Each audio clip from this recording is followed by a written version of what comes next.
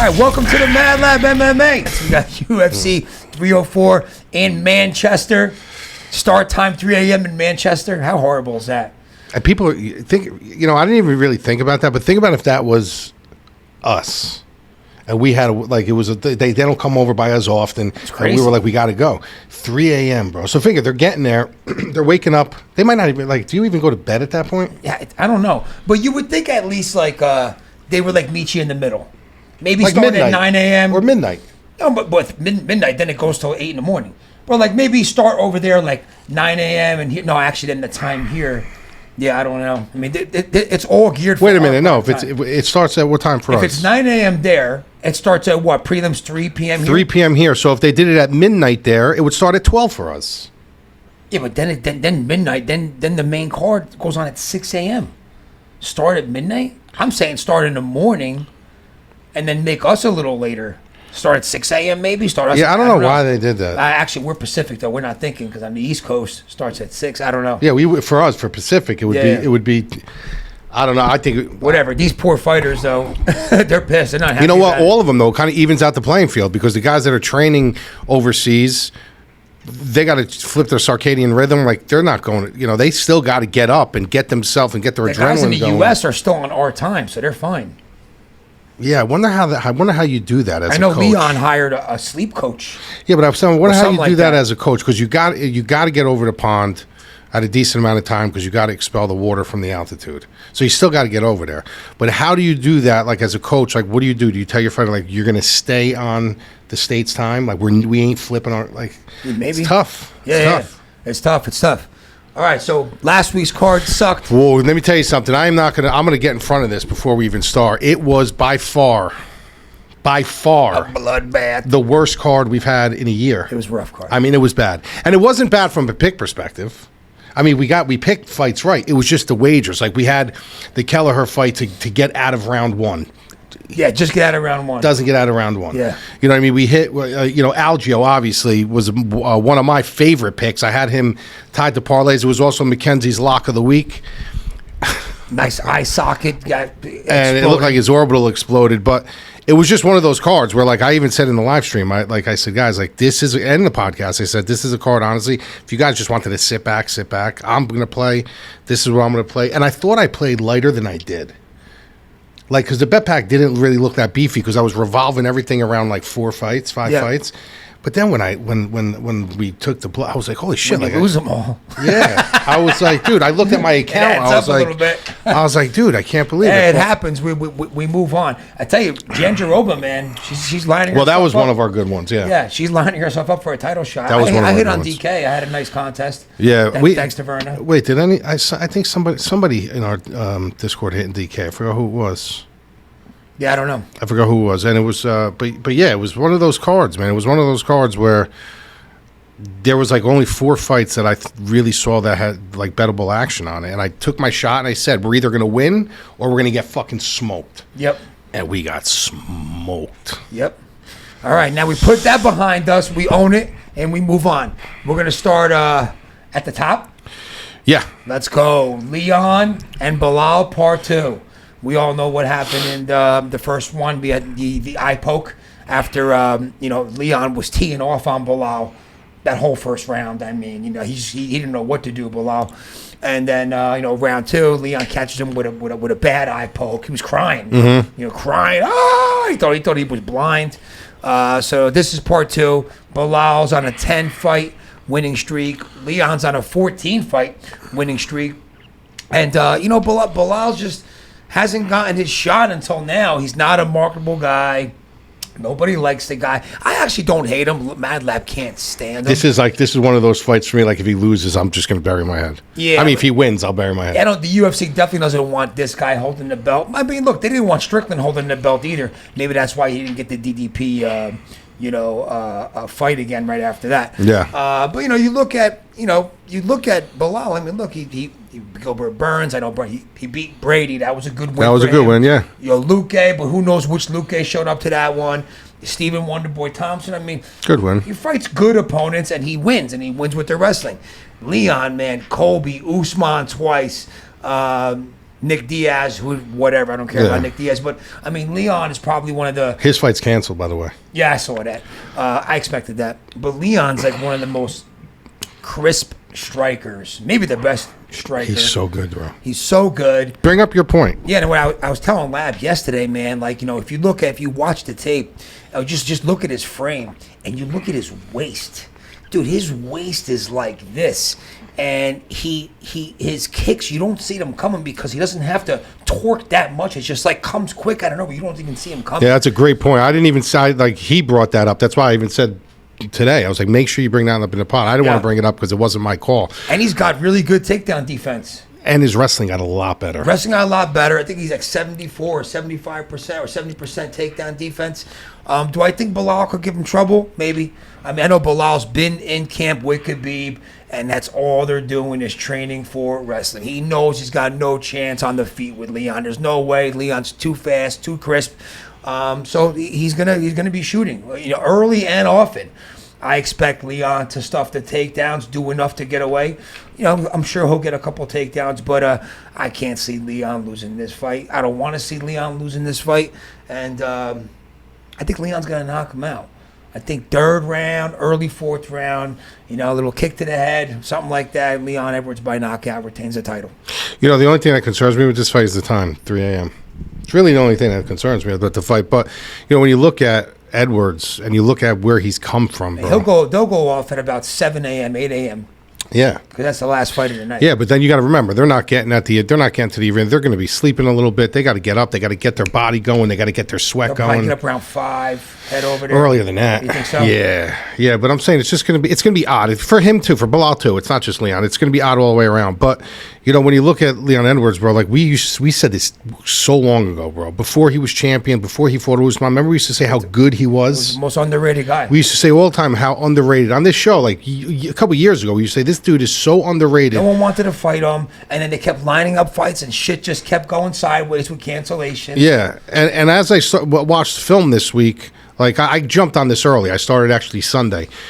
Usually I start on Monday, so I was a day ahead. But when I was watching film, I think about what you said with his waist. And if you really watch his waist, like when you activate your kicks and you activate your overhands and everything, you have to activate your hip flexors. Yep. And you could kind of see when someone's hip flexors get activated, it's almost like he doesn't have hip flexors. Right. It's almost like his body just turns. You know what I mean? So it's like that's why he caught, Usman with that head kick. That's why he caught Belal. He almost knocked Belal out with that head kick. Yep. Now, I did watch that fight again, and the round was closer than I remembered. Was it? Yeah. It was closer than I remember. Belal was hitting him with some shots, but you could just see that, like, for a round where both guys didn't have their timing yet, like it was just a matter of time. Leon caught him with that head kick, rocked him, came out in the second round, hit him with a couple shots, and then the eye poke. It was just going in that direction where he was probably going to finish Belal because Belal's a pressure fighter. Belal's a guy who's going to push further. He was on his back foot the entire first round, and Edwards was bringing the wrestling to him. He was blocking him up against the cage. He went for the takedown first, so it was almost like he respected Leon. Leon didn't respect him. Now you got a different Belal coming in. Obviously, he's training with Khabib. The little nuances that he's going to be able to maybe lace up the legs, the Dagestani handcuffs, those little tricks. I just don't think. I think Leon is his striking is too good.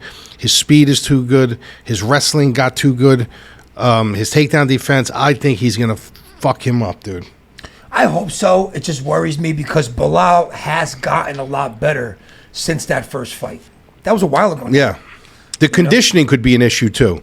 If but he's got great conditioning. But I'm saying Belal's got good conditioning. Yeah, he does. Like he can continue to push a pace. So if he puts Leon in trouble late in the fight, he'll keep pushing that pace. I just don't see it. I think Leon is like still to this day. I think he's severely, grossly underrated.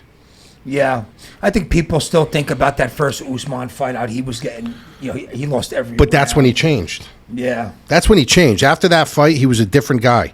It was almost like he needed that. He was like that little timid boy on the kickball. It's just like yeah. But when you really think about it too, like that first fight with Usman, right, and then the rematch, Usman it was a weird fight. Usman just wasn't couldn't figure him out. Couldn't figure him out, and then he fights Colby. after that. Colby, I don't know what to think I of don't that. know what happened with Colby. He broke his foot. The way he fought that fight, and now we're here. That's it. There hasn't been that much. Yeah, there hasn't been that much. Now, before Usman, Leon teed off on everybody. Yeah. So, altogether, 14 fight. But, if he fights the way he fought and Kamar won, then he's done. Yeah. He's got to come out and he's got to fire. You know what I mean? So I feel like he hasn't been really, really tested.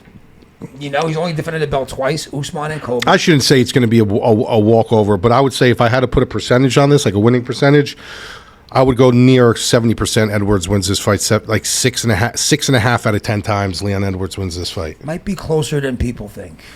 Could be. Might be closer than people think. Could be, but Khabib can't go in there and fight for you. That's right. So that's right. Well, I'm going Edwards by knockout. All right, let's go. Next fight on the card, we got Tom Aspinall, Curtis Razor Blaydes. There's a rematch. This is a rematch because the first fight, Aspinall, he blew out his knee. It wasn't even a contact, right? It was like a non-contact. He just stepped back. He just stepped back, like it happens with running backs. That was it. Torn, gone for a year. Aspinall, dude. Aspinall has really been put on a pedestal in the past year, dude. He really has. And all he's really done is that Blaydes blew out his knee. Yeah. He beat Tabura. He beat Pavlovich. That's it. Yeah. That's it. And before that, he beat Volkov at Spivak. Good wins. Volkov's a real good win. Tough guys, right? But, people are putting Aspinall. And Spivak's a good win, too. They're all good wins, right? But, Aspinall's really been put on this, like, let's see him. Like, he'll beat John Jones. It's almost like the Great White Hope. Dude, people are talking about him like he's accomplished all these things. Yeah. Like he's a Stipe all of a sudden. Like, not yet. And Blaydes is a fucking dangerous opponent, dude. Yeah, he is. Maybe the best wrestler in the heavyweight division. He's going to shoot. He does those double leg shots. Yeah, but is he? He's gotta. But that's again. Keep going. We'll talk. He's gotta. I like Aspinall, but I'm concerned with this fight, man. I don't know. I think Blaydes is legit top 5 heavyweight guy. He's been there. It happens. Derek Lewis, he got dusted with his chin, and he not the smartest fighter. I think that Aspinall, that's probably a big difference there. Aspinall, high cage IQ, Blaydes, low cage IQ. Mm-hmm. But if Blaydes starts doing those double leg takedowns and takes him down early and often, I don't know, man. This is going to be a tough fight. I'm going Aspinall here, but I'm not with a lot of confidence. Yeah, no, I'm the same thing. So I originally, I think we both were on Blaydes originally. I was thinking about it. Right, we were like on the fence. I was kind of looking at him, and I was like, I think I'm going to take Blaydes. Then I watched the first fight. Obviously, nothing happened. But the thing that pulled me off of Blaydes is if you look at his resume, look at the guy, read the names of the guys that he's lost to. Yeah, he lost to Pavlovich. Big time hitter. Big time hitter. I got to go to the other page to see that. He lost to Ngannou. He lost to Ngannou. Big time hitter. Big time hitter. Derek Lewis. Big time hitter. Yep. He lost to all guys for one reason, because he literally has no issues with getting into a firefight with people. Yeah. And if you do that with somebody like Aspinall, he's going to face the same demise as Pavlovich did, because he has a very odd defense. Like Tom Aspinall comes in. Bro, did you see the shit? He's got great movement for a heavyweight. Bro, did you see the way he goes backwards? Like, he's got great head movement, yeah. Bro, he's got guys throwing heat at him, and instead of putting his hands up like this and guarding, he's going backwards. Yeah. And then he's coming back in from another angle, and that's how he caught Pavlovich. He went back and caught him in from another angle. Blaydes does that, bro. Like, Blaydes puts his head down. He's got a great. One thing about Blaydes, he's got a great jab. He's got a great jab. He's got a great double blast. He's got good wrestling. But the thing that I feel like is going to hinder him in this fight is what you just said, the cage IQ, bro. Yeah. I think the cage IQ is going to screw him here. So I'm going to pick Aspinall, but I might throw a shot on Curtis Blaydes at plus 280. I mean, that's insane. Yeah, it should not be that. That's insane. Like, if you guys, like, it's okay for you guys to bet against your pick. Like, if you guys think Aspinall is going to win the fight, you think he's going to win the fight. But if you're looking at Curtis Blaydes, you're talking about two heavyweights, two athletic heavyweights, two heavyweights that have power, skill, athletic ability, both can wrestle, both can grapple. Plus 280, again, almost 3 times your return on the underdog.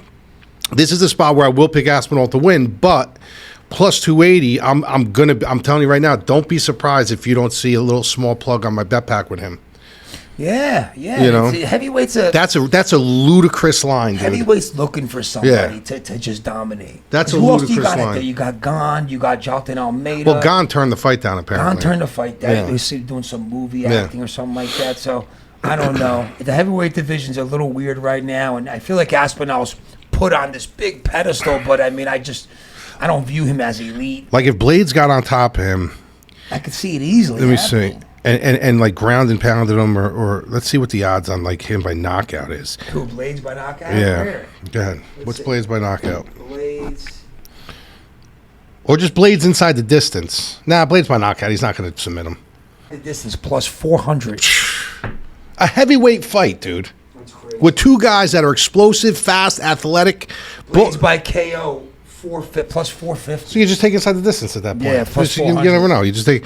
But I'm saying, if you guys wanted to, I mean, you got to remember too, this is a 5-round fight. And it's a 5-round fight. The chance of this going to the cards is nil. So either way you do it, if you're going to bet this fight, I would either take Aspinall inside the distance or Blaydes inside the distance. But Blaydes inside the distance plus 400, there is. Aspinall inside the distance minus 280. Dude. It's almost the same. It's the same thing. That's what I'm saying. That's like, crazy. It's insane. No one's picking dude. this to go to the cards. Nobody. So you take a small plug on Curtis Blaydes inside the distance at plus 400. Even if you lose a unit, bro, over 4.5 rounds plus 525. No money. What is it? Plus 525 to go to. Yeah, it's not. So that's what I mean. You take Blaydes going in at plus 450. You're throwing $100 in to win 400 back. If I lost that $100, I would tickle my balls and walk away and be happy. Just because it's a great bet. It is a good bet. You know, it's a great bet. I'm picking Aspinall, but there is no value at all on Tom Aspinall. All right, Aspinall, let's go. All right, next fight. Newly named King Green. Changed his name from Bobby Green to King Green versus Paddy the Baddy Pimblett. I think we're going to disagree on this one. I think we're going to disagree on 2 fights on this. I hate Paddy. Me too. I've hated him. I don't like him. I liked him on his debut. Was the only time I liked him, and then all the shit talk, and I've heard him on so many different podcasts, and then he lost that fight to Jared Gordon. Everybody knows he lost that fucking fight, you know. And then they tee him up with Tony Ferguson, the guy who's washed. I've been waiting for him to fight someone good. And King Green is that guy. You know, tough style, the Philly shell. You know, when this first came out, it was minus 160, I think, or minus 170, Bobby Green. And now it's like, you know, minus 130. It really tightened up, minus 120. I was leaning on Bobby Green all the way until today. I was going to pick Bobby I knew Green. it. I knew you were going off this. And I don't want to do this, right? But I feel like overall, Paddy's, I think, is a better all-around fighter. I do. I think because of all they hate on him, right? People are dismissing his abilities. He's actually a pretty good striker. He's actually got a good ground game. He's actually got a decent submission game, too. And I don't know. I just feel like, as much as I hate this motherfucker, that he's got this chip on his shoulder. Everybody's been talking shit about him for a while now, and I think this is his chance and his time to prove that he should be a top 15 guy. And I just see this Bobby Green showing off. I see Paddy catching him with something, getting behind him, grabbing his neck, and submitting him in round 2. And unfortunately, I'm going Paddy Pimblett by submission in round 2. I'm going the other way. And I don't blame it. And I don't want Paddy to win. And this is why, because if you look at his resume, he fought Luigi Vendramini. Yeah. Not in UFC no more. Yep. He fought Rodrigo Vargas. Gone. He fought Jordan Levitt, who literally... The guy who does splits. Dario and Christian have better stand-up than him. Right? I mean, right, think about it. No stand-up.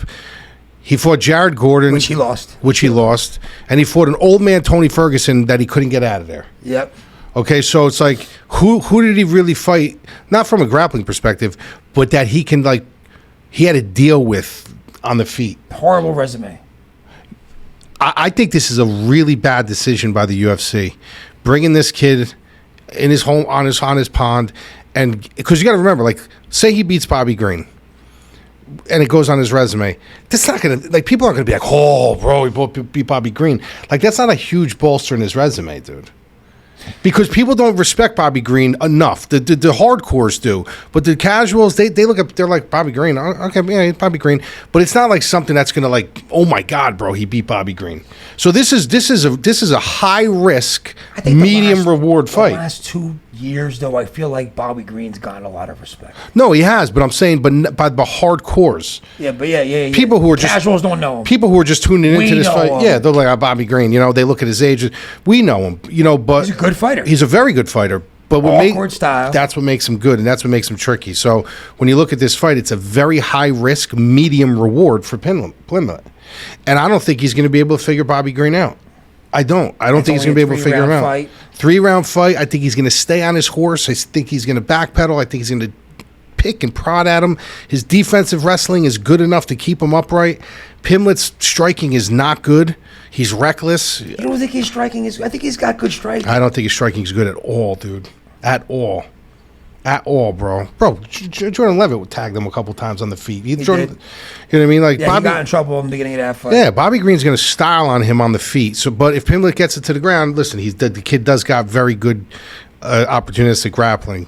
I just don't see like. I don't know. I just bro, if this was at home, if Bobby Green was 5 years younger, I would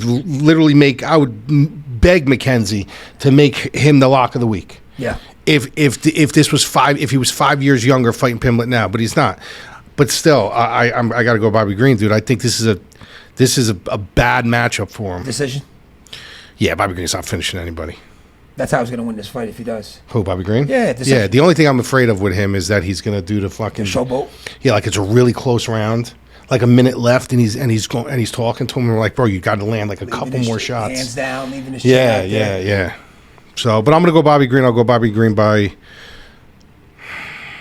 I could see the judges giving him a little lean and making it a split decision. Yeah. I could see Bobby Green getting robbed here too. I could see that too, just like Jared Gordon. Yeah, dude, they're fighting in Manchester. Yeah, I could see him getting robbed. I'm gonna go Bobby Green by decision, but I wouldn't split decision. But I wouldn't be shocked if he gets robbed here. Split decision is probably what? What's the odds of that? I don't even. It might not be on there. Yeah, I'll go Bobby Green by decision, but I wouldn't be surprised if there's like a real waxy scoring in this fight. All right, next fight on the card. Now here's. Oh wait, before we get started, we got to bring Mackenzie back in. Week 2, Mackenzie's lock of the week. She has to redeem herself. 0-1. No, she's actually 0.5. She got fucking knocked out. Yeah, I know, but the orbital thing. The orbital thing. You see the way I defend you, and then when we get into it, you defend him. He broke his fucking orbital, dude. I mean, he did waxed. Yeah, he did get waxed. He got waxed. All right, so she's going to come back. She's going to redeem herself right now, and this is Mackenzie's lock of the week. All right, guys, we're back with Mackenzie's lock pick of the week. This week's lock of the week, we look to bounce back and get on the board. We have a heavyweight matchup with Tom Aspinall and Curtis Blaydes in a fight that they look to run back after an unfortunate knee injury that halted the first contest. While Blaydes has the ability to be one of the best wrestlers in the heavyweight division, he only has 3 takedowns in his last 6 fights. That on top of suffering a few nasty knockouts that will put mileage on ya. And he has questionable cage IQ. It's really hard to trust him against Aspinall, who is always switching stances. He has good movement and has taken minimal damage. He's extremely well-rounded and rolling into his prime. A 5-round fight with these guys, someone's going to sleep. So give me Tom Aspinall by knockout at -170. All right, so next fight on the card, odd, because Kopp and Makayev were on the main card, which is was a great way to start the main card, and then all of a sudden they bumped them to the early prelims. Yeah, I don't get it, dude. Which I don't understand at all. Do you want to take the Duncan and Rodriguez fight, throw that off the board, and put Mokaev on the board and talk about that fight instead? Yeah, we could do that. We can talk about both. All right, yeah, go ahead. Yeah, and so now they put Duncan and Rodriguez on the card. RoboCop, I love RoboCop. He's a dog. Yeah, he's a dog. Slight dog plus 120. I like RoboCop in this spot. He's a tough motherfucker. This is a tough fight, period. Yeah. This is like Duncan is an athletic striker. He's very athletic, but it's just something about RoboCop. I just like his style, and I'm gonna pick RoboCop by decision. I'm gonna go Rodriguez by submission. By submission. You know what? I'm gonna say inside the distance because I could see him getting on top, ground and pound. But I think Duncan's striking is so good. It's so smooth and all those guys, I feel like over the pond have that style. They have like a smooth, elegant striking style. They just don't fight enough. No, but you know what I mean? You know what I mean? Yeah. Like somebody's like who's it like David Hay? Remember David Hay back in the day? Yep. Like it's not that it's a good striking style, but they have like Or like that kid Murphy, Leroy Murphy. Yeah. They got like an Good elegant striking. striking style to them. You know, Larkin, like there's something about their striking. It's like smooth, and he's got that style. He's got that like Leon Edwards kind of smooth striking style. But it's the grappling that makes me nervous in this fight. And I think Rodriguez has the grappling chops. Like he's a black belt Brazilian jiu-jitsu, high level grappling. A lot of people don't give him the credit he deserves. I think once he starts losing traction on the feet, the path is going to be there for him to ground it. And that's where I think he wins this fight. I think he's going to get like top control on him, either ground and pound him or make him turtle up and sub him. So I'm going to say Rodriguez, the dog, submission, like second round. It's a possible wager. Possible, yeah. I don't look at the odds until like later. I like it. All right, 2 more fights we're going to cover. This is a great fight. As soon as I saw it, Arnold, Allen, Giga, Chikadze. I don't think it's going to be a good fight. I don't know why when Giga first came in, I was never a huge Arnold Allen fan. I thought he was good. I just didn't think he was that good. And then Giga, when he first came into the UFC, I was like, wow, dude, this guy has some amazing striking, dude. And watching his leg kicks, he was a former... Barboza. Like Barboza, yeah. Hard leg kicks, strong leg kicks. Came out and he beat Barboza. He beat Barboza, Cub Swanson, Simmons, and then Calvin Kattar fucking put it on him, bro. Like one of those, like almost like a Kattar Holloway when Kattar got destroyed by Holloway. He did that to Giga. Remember that fight? And completely, this guy, he didn't fight for a while after that, bro. Kattar really fucking put it on him. I think I remember reading about how it fucked up his head, his confidence, everything, dude. Comes back, he beats a tough Alex Teixeira, so always a tough guy. And I just think that this, if he's ever going to come on strong and try to make a move, he's 37 years old. He's a great striker. I know he don't have the grappling, and that's what worries me about this fight. But if this guy keeps it on the feet, I think Giga wins this fight, no problem. Oh, yeah, but he's got to keep it on the feet. I think he's going to keep it on the feet. I think if he's going to make a run and try to get into the top 15 or the top 10, it's got to start right fucking now. This is a great name to put on his resume. I like Giga as a dog here, man. Yeah. And he's like plus 180 or plus 200.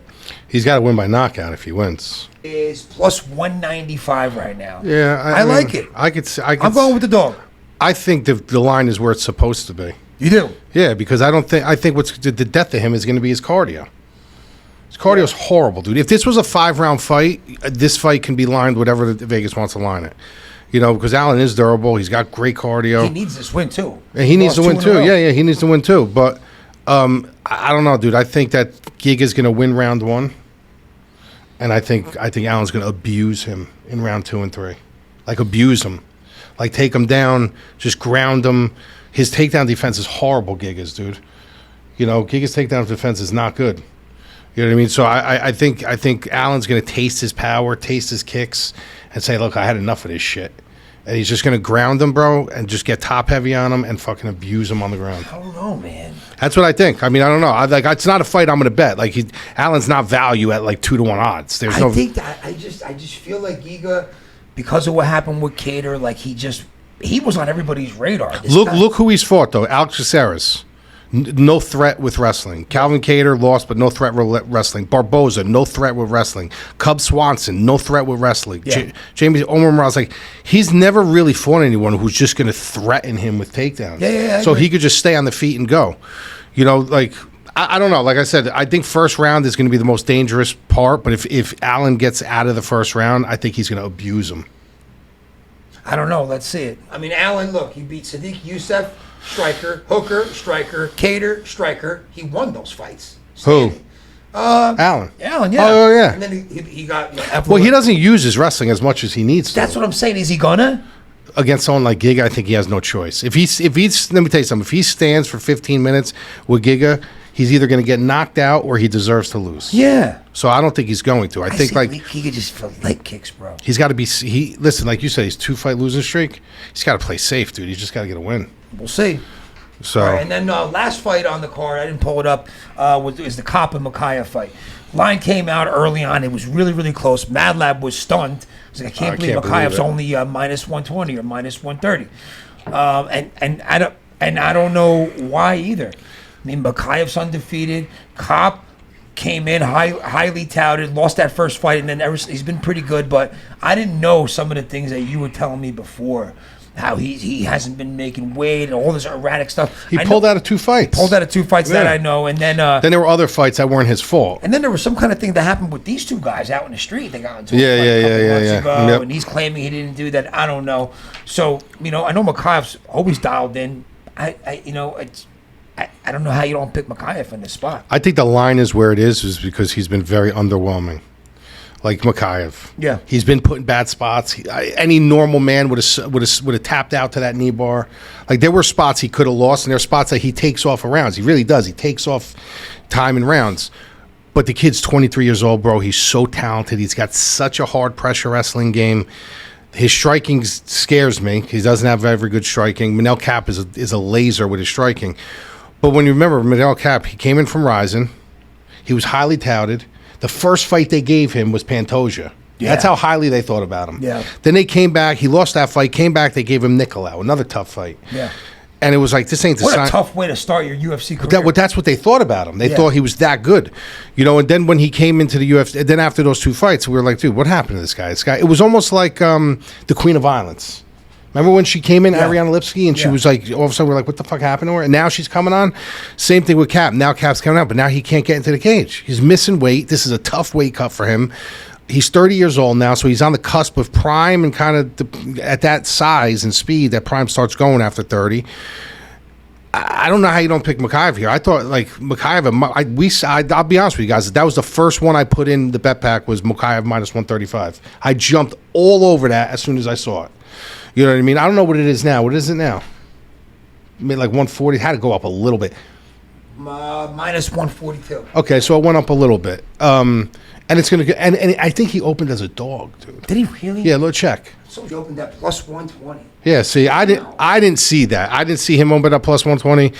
I didn't see that one time, but I did see on there that he was a dog. So crazy. What's the date when he was plus 120? May 18th. Oh, okay. That's why. It was a month ago. Okay. But still. Yeah, but you don't stab fights that early. Yeah. You know what I mean? I mean, look how many fights drop out. But minus 135, unless he, I don't know, unless he gets clipped or something like that, or he can't get this fight to the ground for whatever reason, I think he coasts in this fight. I hope so. I think he grounds him and just controls him.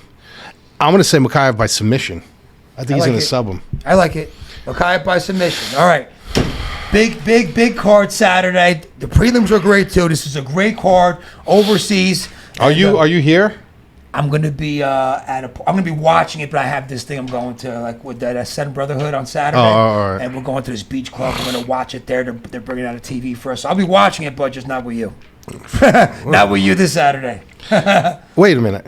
Then then what's the Sphere? Oh, then you got the birthday party. It's a birthday party. I know. Fucking guy. Thanks, Nick. Yeah, thanks, birthday Nick. Party Fucking the birthday party. Who doesn't check with the UFC first before making plans? Really? Here's a story for you. This is. I told you the Super Bowl story when the Niners went to the Super Bowl. No. So when this was the first time they went against Baltimore, Shelly, my brother's wife, I shouldn't even be saying this. God forbid they watch it. Her sister was getting married. Got married the day of the Super Bowl. The day of the Super Bowl. Who does that? I told them I wasn't coming. You didn't go? Nope. Well, who does that? I never went. I mean, UFC is one thing, but the fucking Super Bowl? If my brother and sister are my brother knows, but I don't think my sister-in-law knows. I told my brother, I was like, bro, are you fucking out of your mind? What kind of guy is she marrying? Obviously a guy who knows nothing. Yeah, I was like, during the Super Bowl, and he's like, well, I was like, dude, Joe, I'm not coming. He's like, you're not coming to the wedding. I was like, I am not coming to the wedding. The Niners are in the Super Bowl. I wouldn't have went either. I'll send the card. Bro, who does that, dude? I mean, you're probably getting a severe discount because no one's booking catering halls. That's what it was. It had to be, right? Yeah, but you don't do that to people. You literally got every guy at that place motherfucking you under their breath while they're at your wedding. Oh, bro. The guys on their phones with their TVs. Oh, bro. I said, Joe's like, he's like, you really not come? I go, bro, I guarantee you, every guy that's in that wedding, there's 2 guys. There's one guy that gives a shit about sports, and the other guy is motherfucking them all the way to hell. You know? Dude, ultimate low blow right Yeah, now. no way. I would never. I would if never. you're in never. the wedding and you got no choice, I wouldn't go. even if you were in the wedding, No, I wouldn't go. If the Niners in the Super Bowl, just give him the boot, the envelope. I'm sorry, brother. that's it. Can't do it. Fuck you. All right, listen, you know where to find us, the MadLabMMA.com. We'll have a loaded backpack, loaded DFS place. Let's go win some money. Big comeback Saturday night. And don't book weddings and fucking events during fucking Ever. UFC events, Nick. So disrespectful. Later.